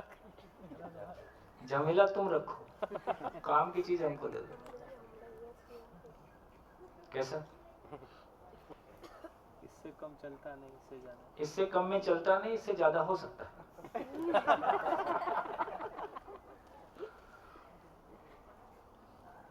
देखिए, जिस दिन समाज को अवेयरनेस बढ़ गई ना, तो सब बदल जाएगा। गुजरात में मन है उस तस्वीर को देखने का कि समाज कैसे एम्पावर्ड होता है और समाज कैसे ब्यूरोक्रेसी और पॉलिटिकल सिस्टम के साथ कंधे से कंधा मिला के चल सकता है, और समाज के लिए सरकार होती है, समाज को एम्पावर्ड करने के लिए सरकार की भूमिका है। अभी कैसा है? सरकार समाज का शोषण करके सरकार खड़ा होता है। तो ये गड्ढा खोदने का काम हो रहा है। ये तो डेमोक्रेसी का स्वभाव है। डेमोक्रेसी का स्वभाव नहीं है ये। डेमोक्रेसी को हम समझे नहीं है, इसलिए डेमो को नहीं समझे ना। डेमो मतलब मानव। तो मानव समझ में आएगा तो हम फिर राजनीति नहीं राज्यनीति करेंगे। राजनीति और राज्यनीति में क्या फर्क है? ज्योग्राफिकल राज्य के हिसाब से जो जरूरत है वो हिसाब से तो राज्य के लोगों की सभी परिवार शिकायत मुक्त अभाव मुक्त होकर जी सकें, इसका नाम राजनीति। और राज्य कंट्री जो पूरी और वो शासन और सत्ता का जो गेम है वो राजनीति है। इसका मतलब है कि वो लोग कुछ गलत कर रहे हैं ऐसा नहीं है, जैसी उनकी क्लैरिटी है वैसा कर रहे हैं अपने भ्रम में। उनकी क्लैरिटी, हम भी कल तक वही कर रहे थे, तो उनको भी क्लैरिटी आएगी, वो भी ठीक कर लेंगे। ऐसा बढ़िया, ठीक हो गया। तो इसका मतलब क्या हुआ? देखिए, अब बात आगे बढ़ाते हैं। तो न्याय धर्म प्रिय हित लाभ के स्थान पर न्याय धर्म सत्य का आस्वादन कैसा लग रहा है? देखो, ये अद्भुत बात है ना। बिना किसी संगीत के, बिना किसी चुटकुले के, बिना किसी और मनोरंजन के, अखबार नहीं, टीवी नहीं, है ना, कुछ भी और तरीका नहीं, फिर भी हम सभी लोग साथ साथ 8 दिन का सफर पूरा कर रहे हैं। इसका मतलब है कि ये जो न्याय धर्म सत्य का आस्वादन है, ये प्रिय हित लाभ से छोटा है कि बड़ा है? अभी यहाँ खाना जैसा आप अपने घर में खाते होगे, देखो वैसा खाना नहीं मिलेगा, वैसा रहने की सुविधा नहीं मिलेगी। अपने घर में अपने हिसाब से सब कुछ होता है। इसके बावजूद भी हम वो सारी चीजों को सहन करने के लिए तैयार हैं। इससे हमारी क्लैरिटी बनती है कि प्रिय हित लाभ के स्थान पर न्याय धर्म सत्य का आस्वादन कितना बड़ा है। प्रिय हित लाभ के स्थान पर न्याय धर्म सत्य का तुलन कितना पावरफुल है, कितना पावरफुल है। इतना भी हो जाता है ना तो आदमी बहुत सारी आदमी की गरीबी क्या है, उसको किसी का धन देख के लार टपकती है ना, किसी का शरीर देख के लार टपकती है, ठीक, और किसी व्यक्ति के साथ निर्भरता दिखाई देती है। तो हाथ फैला ही हुआ है, ये अपना हाथ फैला हुआ होना अपनी कमजोरी है। अपना हाथ लेने के लिए उठे कि अपना हाथ देने के लिए उठे? तो देने के लिए अभी हो सकता है हमारी तैयारी नहीं होगी, लेकिन कम से कम अब ये समझ में आ गया कि मेरे तन मन धन का मेरे को करना क्या है, मेरी ऊर्जा कहाँ लगे। मेरी ऊर्जा किसी की चुगली चुगली में लगे, मेरी ऊर्जा, इसलिए बढ़िया सूत्र है यहाँ पे, ऊर्जा का बहिर्गमन ही ह्रास है, ऊर्जा का अंतर्नियोजन ही विकास है। बहिर्गमन मतलब बाहर की ओर गमन करना, ऊर्जा मतलब आदमी की सोचने समझने की क्षमता, आशा विचार इच्छा। तो आशा विचार इच्छा का इंद्रियों से निरंतर सुख पाने के लिए जाना, लोभ मोह काम की तरफ जाना, या रूप बल धन पद से सुखी होने की तरफ जाना, ये ऊर्जा का बहिर्गमन है। ऊर्जा का बहिर्गमन ही ह्रास है। ह्रास मतलब हा के नीचे र, ह्रास मतलब विकास का उल्टा। ऊर्जा का अंतर्नियोजन ही विकास है। अंतर्नियोजन मतलब ऐसे समझना ऊर्जा का अंतर्नियोजन है। अभी हमारी सारी आशा विचार इच्छा कहाँ लगी हुई है? 8 दिन से हम हॉल में रहते हैं तो हमारा आशा विचार इच्छा कहाँ लगा रहता है? समझने में लगा रहता है। तो आशा विचार इच्छा का समझने में लगा रहना, ये अंतर्नियोजन है। अंदर की तरफ जाना, क्या जाना? जैसे अभी तक आशा विचार इच्छा थी तो चैन के माध्यम से बाहर सुख ढूंढ रही थी, उसको बोला सुखी होके करना ठीक है या करके सुखी होना ठीक है?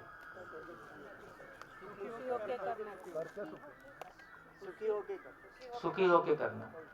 तो अभी हम कैसा जी रहे हैं? करके सुखी होना। अभी करके सुखी होना चाहते हैं, उससे होता भी है तो क्षणिक सुख होता है, तो ये थकाने वाला काम हो गया। अब सुखी होके करना है तो क्या करना है?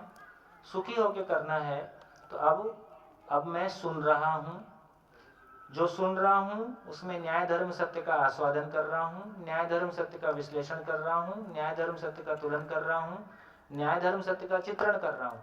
अब क्या हो गया? न्याय धर्म सत्य का चित्रण तो हो गया, आचरण में नहीं आ रहा। कोई बात मेरे लॉजिकल एक्सेप्टेंस में आ गई है, लॉजिकल एक्सेप्टेंस हो गया है, लेकिन आचरण नहीं है तो कैसा लगेगा? ये और पीड़ा देगा।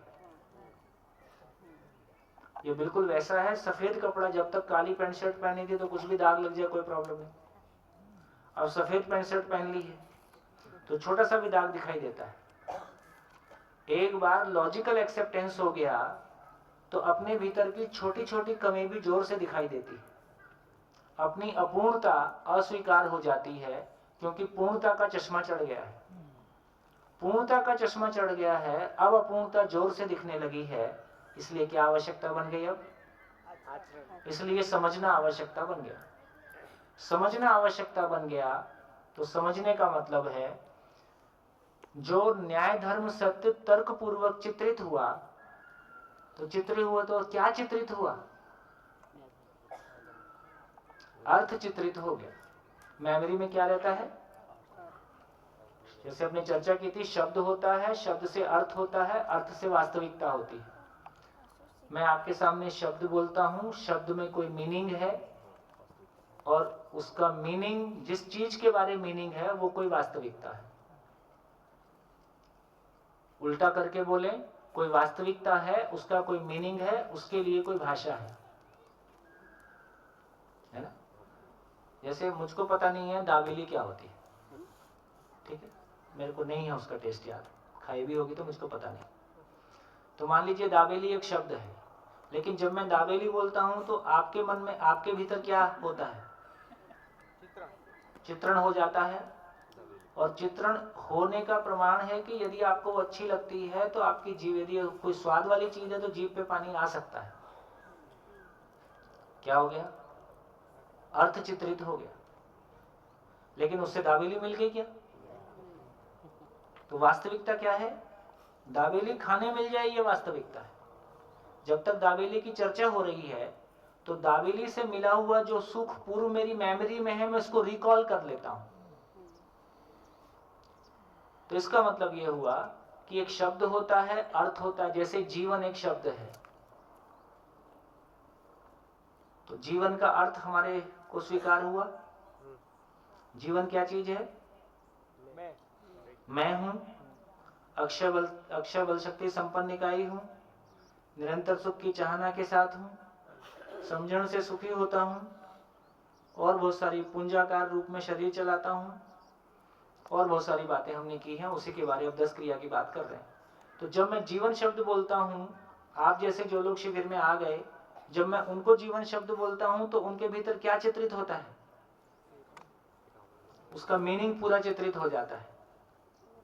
और जिसने जीवन शब्द, जिसने शिविर नहीं किया, उसको जीवन बोलने से क्या चित्रित होगा? लाइफ के बारे या 80 साल का जीवन जिया ऐसा समझेगा, में, लाइफ के बारे में सोचिए। या सेल के बारे में सोचेगा। जो उसका तो ये लाइफ के, ये जीवन का जो मीनिंग है वो अपने में मेमोरी में चित्रित हो गया। तो मेमोरी में क्या आता है? मीनिंग। तो जब ये कह रहे हैं कि न्याय धर्म सत्य तर्क पूर्वक चित्रित हो गया, का मतलब है कि मीनिंग उसमें स्थिर हो गया। मीनिंग उसमें स्थिर हो गया तो मैं बात कर सकता हूं। लेकिन क्या वो मेरी अनुभूति में आ गया? तो अनुभूति का मतलब है कि वास्तविकता कहां है? अर्थ कहां है? मेमोरी में। वास्तविकता कहां है? एग्जिस्टेंस में। ये ठीक है? कुर्सी का मीनिंग कहां है? मेमोरी में। कुर्सी कहां है? एग्जिस्टेंस में।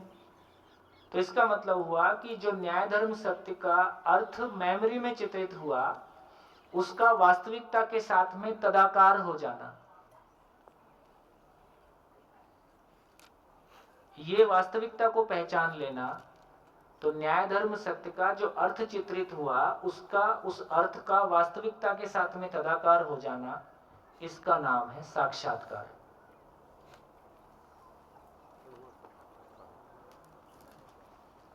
साक्षात्कार। तो क्या चीज का साक्षात्कार? सहअस्तित्व का साक्षात्कार, जीवन का साक्षात्कार,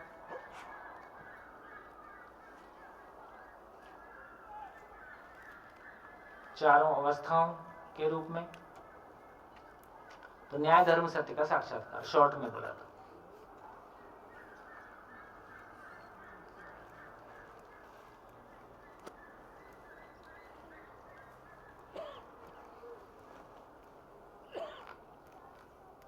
साक्षात्कार, यहां पे वो लाइन अप्लाई होती है क्या? मुक्त, नित्य मुक्त। अपने निष्कर्षों का स्वीकार हो जाना अध्ययन है। ये स्वीकार हो गया, सच्चाई देख लिया, अब पूरा स्वीकार हो गया। उसके पहले लॉजिकल एक्सेप्टेंस है। तो कितना स्टेप हो गया? पहला स्टेप हो गया लॉजिकल एक्सेप्टेंस, जो मेमोरी में आ गया। दूसरा एक्सेप्टेंस कैसा है? दूसरा उस वास्तविकता का एक्सेप्टेंस, जो वास्तविकता की मेरे को अनुभूति हुई, उसको मैंने देख लिया। तो अब ये काम, अब ये तो समझ यहां से शुरू होता है। समझ यहां से शुरू होता है और समझ यहां पे पूर्ण होता है, ऐसा बोल रहे हैं। जितनी बात मैं शेयर कर रहा हूं, ये क्लियर लग रहा है कि कंफ्यूजिंग लग रहा है? ठीक बैठ रहा है? ठीक है, फिर से बोलता हूं ताकि कुछ लाइनें फिर से एक बार, कंफ्यूजन बीच बीच में कुछ और आ जाता है। तो क्या हुआ?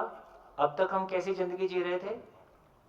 प्रियहित लाभ का चयन, ऊपर से शुरू करता हूं। प्रियहित लाभ का चित्रण, प्रियहित लाभ का तुलन, प्रियहित लाभ का विश्लेषण, प्रियहित लाभ का आस्वादन, प्रियहित लाभ का चयन, प्रियहित लाभ का कर्म, व्यवहार मिसिंग। और फाइनली अतृप्ति और एक नई इच्छा और लगातार नई इच्छा और फाइनली कहाँ पहुंचे? सुख दुख साथ साथ है, जीवन एक संघर्ष है, संसार माया है, कुछ समझ नहीं आया।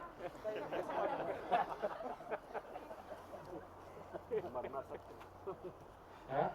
और मृत्यु सत्य है। मृत्यु सत्य है। एक सेट खत्म। दूसरा सेट, न्याय धर्म सत्य को सुनना, अर्थ का स्वाद लेना, न्याय धर्म सत्य का विश्लेषण, न्याय धर्म सत्य का तुलन, न्याय धर्म सत्य का चित्रण, न्याय धर्म सत्य को पहचान लिया, न्याय धर्म सत्य को अस्तित्व में पहचान लिया, पहचानना, अस्तित्व में पहचानना, पहचानना, न्याय धर्म सत्य को अस्तित्व में पहचान लिया, इसका नाम साक्षात्कार है। अब कोई शंका? अब कोई शंका नहीं। और ये एक दिन में नहीं हो रहा है, धीरे धीरे धीरे धीरे, कभी ग्लिम्स दिखाई दिया, कभी और कुछ क्लैरिटी बनी, और शुरू में तो पता ही नहीं चलता कि हो रहा है कि नहीं हो रहा है, किसी लेवल पे जाके पता चलेगा। तो आगे की यदि मैं बात कहूं तो जो कुछ भी साक्षात्कार में पहचान में आता है उसका बुद्धि के लेवल पे स्वीकार हो जाना, उसको व्यवस्था के अर्थ में पहचानना, इसका नाम बोध है। ये बुद्धि है। तो साक्षात्कार को हम चित्त भी बोलते हैं, चित्त, इसको बुद्धि बोलते हैं।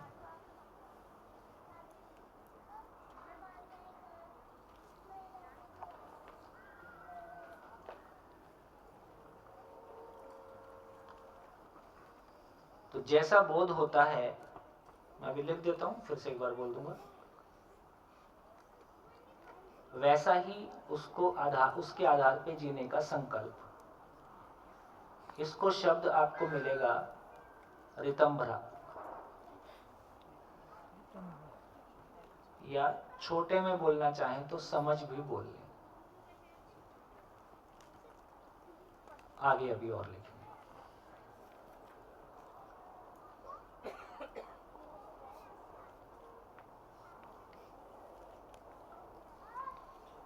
हाँ जी, साक्षात्कार स्थिति क्रिया में आता है।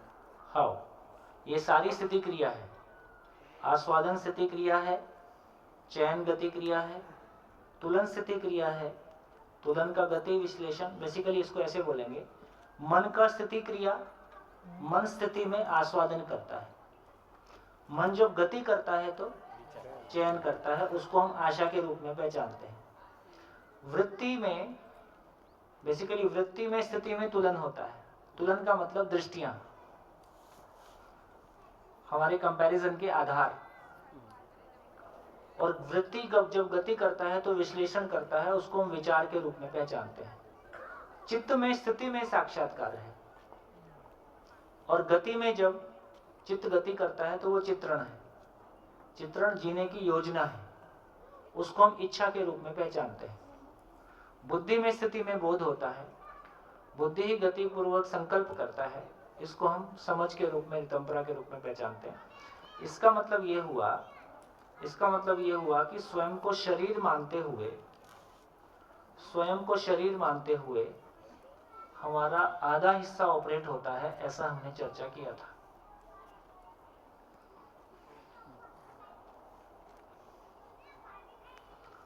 और जब न्याय धर्म सत्य का एक्सपोजर होता है तो फिर ये ऊपर का ब्लॉक काम करना शुरू करता है।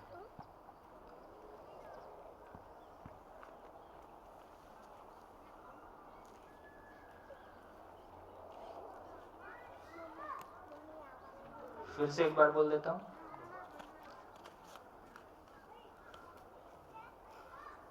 प्रियहित लाभ का चित्रण और नीचे का पूरा ऑपरेशन।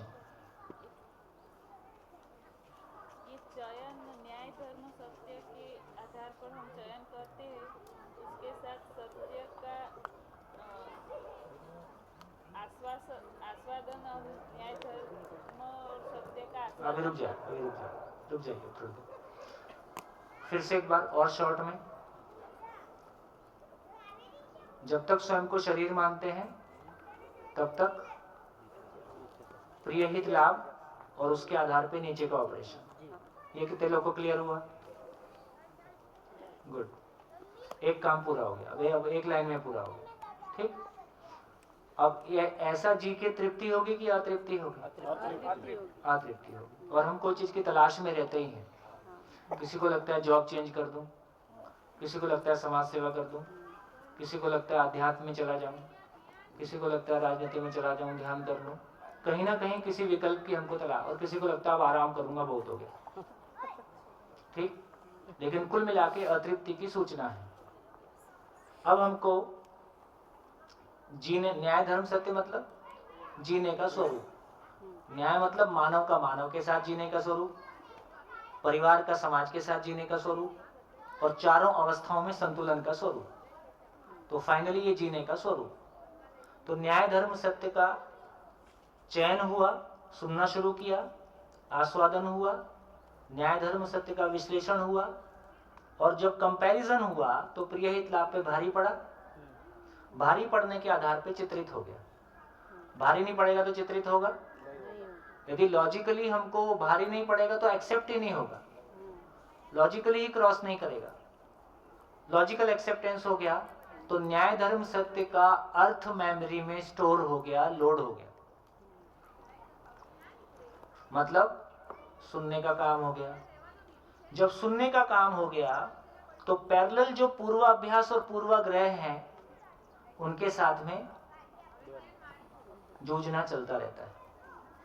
धीरे धीरे चूंकि मेरे पास ज्ञान की रोशनी है, इसलिए अब रूटीन जीवन शैली में क्या करना है, उसको बोला, अध्ययन की परिभाषा क्या दिया, अनुभव की रोशनी में क्या कर रहा हूं, क्यों कर रहा हूं, ये सुई लगातार बनाए रखना। अपनी जिंदगी में क्या करना है, मेरी मेमोरी में आ गया, अब मेरे को दूसरे की जरूरत नहीं है कि ये सही है कि गलत है, लॉजिकली तो मेरे को पता चलता है सही है कि गलत है। तो अध्ययन की रोशनी में क्या कर रहा हूं, क्यों कर रहा हूं, अब मेरे को पता चलता है कि क्या उचित है। मेरे को ये तो, मैं रुक नहीं पा रहा हूं, मैं अपने आप को रोक नहीं पा रहा हूं, पर मेरे को ये तो पता है कि ये उचित नहीं है। ऐसी स्थिति कितनी बार फेस करते हैं? फेस करते हैं। ये पता चलते हुए भी कि वे जो मैं कर रहा हूं ये अधूरा है, ये ठीक नहीं है, लेकिन पीछे से सुख का दबाव है और मैं कर डालता हूं। अब ये और क्लियरली दिखाई देगा। पहले लगता है कि माँ बाप जैसा बोल रहे हैं मैं वैसा नहीं कर पा रहा हूं, लेकिन कोई समय के बाद मैं माँ बाप को ओवररूल कर जाता हूं, भाई तुमको जो सोचना है सोचो, मेरे को जो ठीक लगेगा मैं करूंगा। लेकिन आप माँ बाप को मान लो माँ बाप सही हैं गलत है उसको छोड़ दो, लेकिन अब आपके पास यूनिवर्सल रेफरेंस आ गए हैं। न्याय धर्म सत्य का मतलब है यूनिवर्सल रेफरेंस। अब उसकी टॉर्च लगातार बनी हुई है, सॉफ्टवेयर लोड हो गया तो अपना काम करेगा। जब भी हम उससे भिन्न जीने जाएंगे तो पता चलेगा कि मैं पटरी से उतरा हूं और उसकी पीड़ा अपने अंदर होगी। तो अपना अधूरापन की पीड़ा बनेगी, लेकिन पुराने सुख का दबाव चालू रहेगा, और ये चालू रहेगा दोनों। जैसे जैसे ये हमारी जैसे जैसे अब ये ना जी पाने की पीड़ा बढ़ेगी, ना जी पाने की पीड़ा बढ़ेगी तो समझने की पीड़ा बढ़ेगी। सूत्र है, समझ है तो गलती नहीं, गलती है तो समझ नहीं। मेरे पास मेमोरी में है और मैं समझ नहीं पा रहा हूं, ये और अपने आप को ध्यान दिलाता है। तो उसके बाद मेरे को समझने की जितनी इच्छा तीव्र होती जाएगी और कुछ समझ में भी आता है, तो प्रिय हित लाभ न्याय धर्म सत्य का जो अर्थ चित्रित हुआ है ये वास्तविकता को छू लेगा। जीवन नाम की वास्तविकता है, तो जीवन नाम की वास्तविकता को मैं छू लेता हूं, तो इसका मतलब है कि वहां साक्षात्कार होने से फिर इसका प्रभाव जो पूर्वाग्रह पूर्वाभ्यास थे, जो मैंने वास्तविकता को देख लिया, फिर उसका प्रभाव काफी क्षीण हो जाता है, खत्म हो जाता है। तो इस क्रम में जो साक्षात्कार में आया वो बोध में स्वीकार होता है। यहां पहचान होती है, यहां पे स्वीकार होता है। ध्यान से, सारी मेमोरीज का स्टॉक हाउस चित्रण है। और सारी समझ का स्टॉक हाउस बोध है। सारी मेमोरीज का स्टॉक हाउस चित्रण है।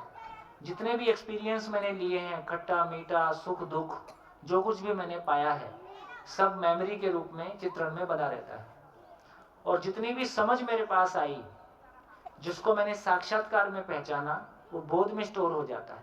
अब ये नया काम शुरू हो गया। बोध में जो समझ बनी, उसके आधार पर जीने का संकल्प ऐसा ही जीना है, ये आ जाता है।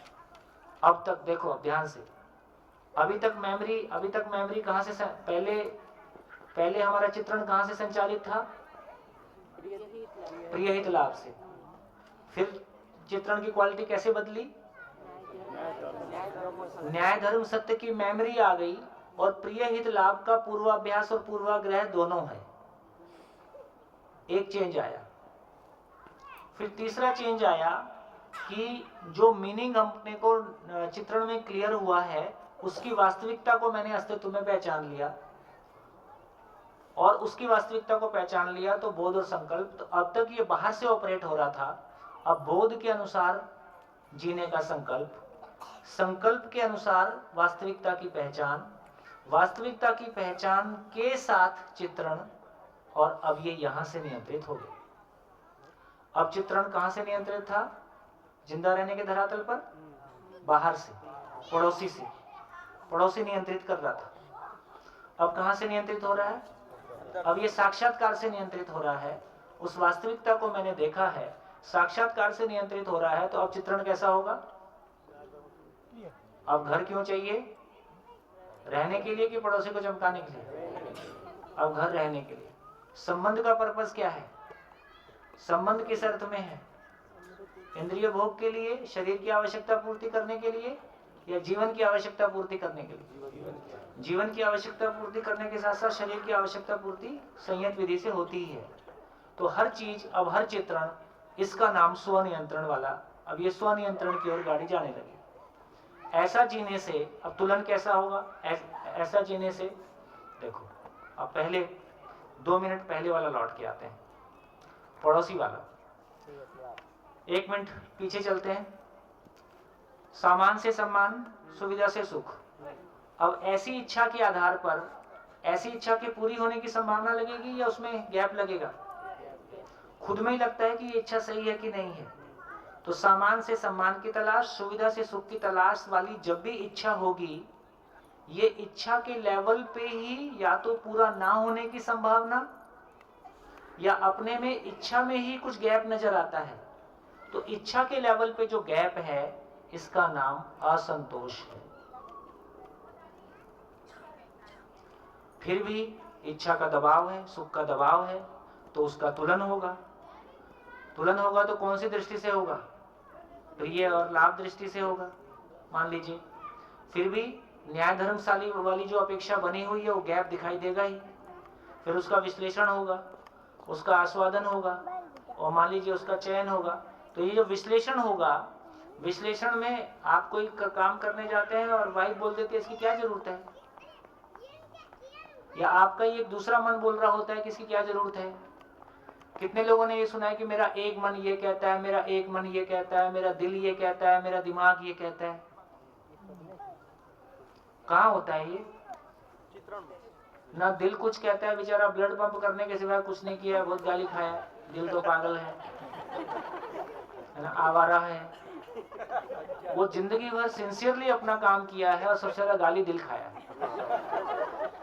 ठीक। अब दिमाग भी ब्रेन है ना, वो कुछ कहता है। तो सारा काम ये कहां पे हो रहा है? मेरा दिल ये कहता है, मेरा दिमाग ये कहता है।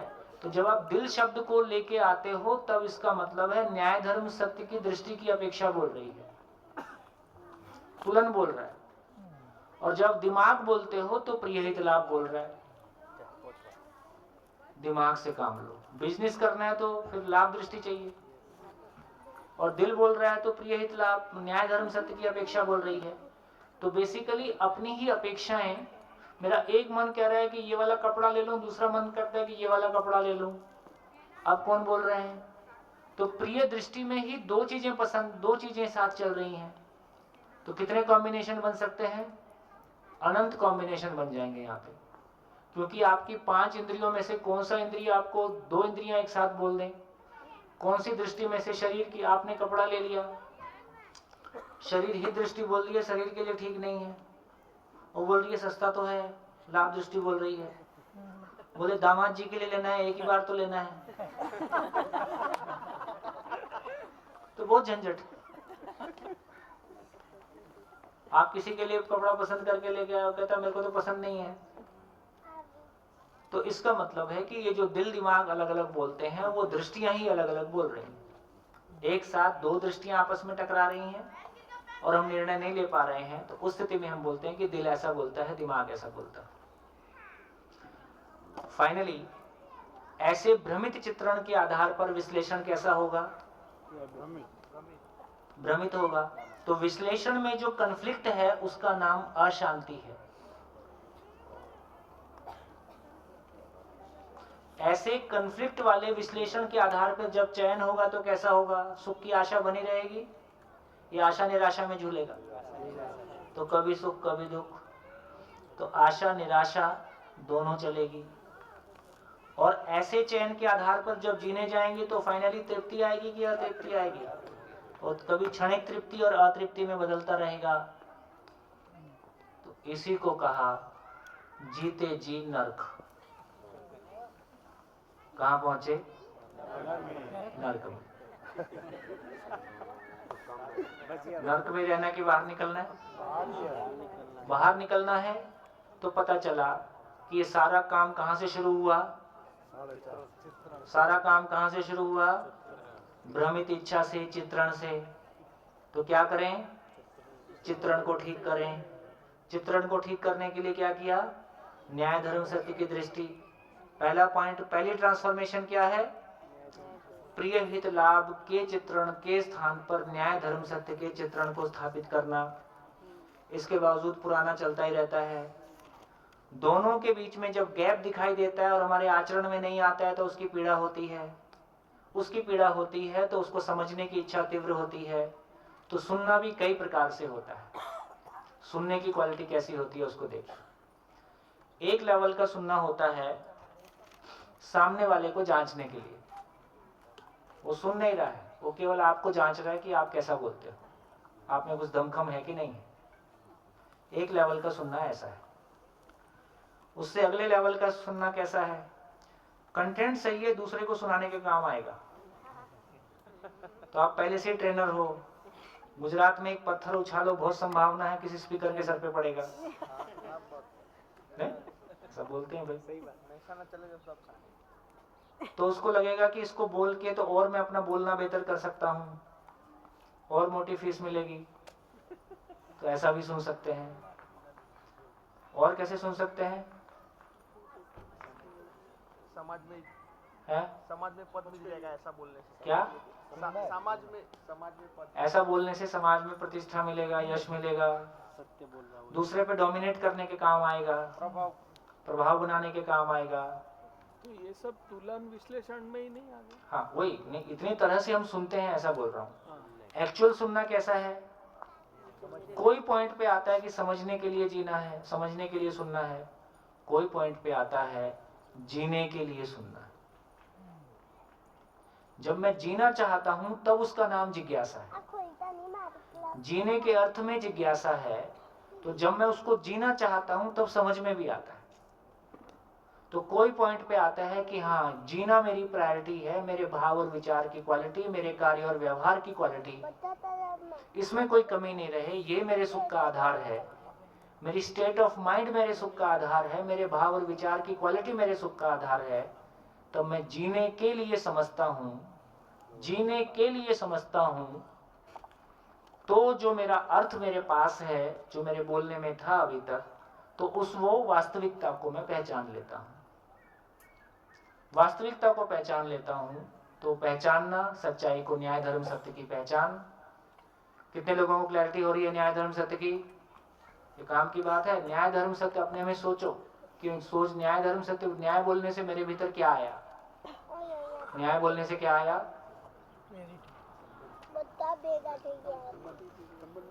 व्यवस्था के अर्थ में संबंध की पहचान, शरीर के अर्थ में संबंध की पहचान कि व्यवस्था के अर्थ में संबंध की पहचान? व्यवस्था के अर्थ में संबंध की पहचान, संबंध को पहचानते ही भाव उसमें बहने लगता है। जैसे मां ने पहचाना कि बच्चा मेरा है, तो जैसे ही पहचाना वैसे ही उससे जुड़ा हुआ भाव उससे बह गया। संबंध को पहचानते ही मूल्य, मूल्य को पहचानते ही मूल्य का मूल्यांकन, अपने में उसकी खुशी फील होती है, अपने में हम उसको आंक पाते हैं, उसको पहचान पाते हैं, और ऐसा जीने से दोनों को तृप्ति हो जाए, इसका नाम न्याय है। मेजर शिफ्ट क्या है? शरीर के आधार पर संबंध की पहचान या व्यवस्था के आधार पर संबंध की पहचान? तो व्यवस्था के अर्थ में संबंध की पहचान, ऐसा स्वीकार हो, ऐसा पहचान में आया, उस वास्तविकता को हमने पहचाना, उसका बोध हुआ, जैसा बोध हुआ वैसा जीने का संकल्प हुआ, जैसा जीने का संकल्प हुआ अब उसके अनुरूप में वास्तविकता की पहचान। फिर ये वापसी में जब संकल्प पूर्वक जब ऐसा जीना चाहता हूं, तो ये साक्षात्कार की जगह में मेरे जीने के स्वरूप को पहचानता हूं, कैसे जीना है, फिर कैसे जीने का स्वरूप और फिर कैसे जीने का चित्रण। तो अब तक चित्रण कैसा था? बाहर से नियंत्रित था, पर नियंत्रित था। अब चित्रण कैसा है? अब चित्रण स्वनियंत्रित हो गया, तो सारा काम आसान हो गया। चलिए, मैं सोचता हूं कि पहली बार में जितना कहा जा सकता था मैंने कुछ कहने की कोशिश की है। एक बार इस पूरे सीक्वेंस को अपने में लिखने की कोशिश करें कि क्या क्या चीज पे हमारा ध्यान चला गया। तुलन मतलब कंपैरिजन और विश्लेषण मतलब एनालिसिस, ऐसा कुछ बोल हाँ, सकते हैं? विश्लेषण मतलब एनालिसिस, बिल्कुल वैसे। तुलन मतलब कंपैरिजन, तुलन मतलब कंपैरिजन, तुलन मतलब कंपैरिजन, ठीक है। चाय का इशारा, और दो बाकी है? और दो बाकी। हाँ, और दो बाकी चाय के बाद। तो ऐसा कीजिए, फटाफट चाय पी लीजिए, नहीं ठंडी होगी, तो चाय पहले पी लेते हैं और फटाफट वापस आ जाइए, ताकि मैं जो बाकी दो बचा हुआ है वो भी पूरा कर दूंगा, और एक बार थोड़ा सा आप आपस में भी उसको, अपने में भी उसको रिकॉल कर लेंगे।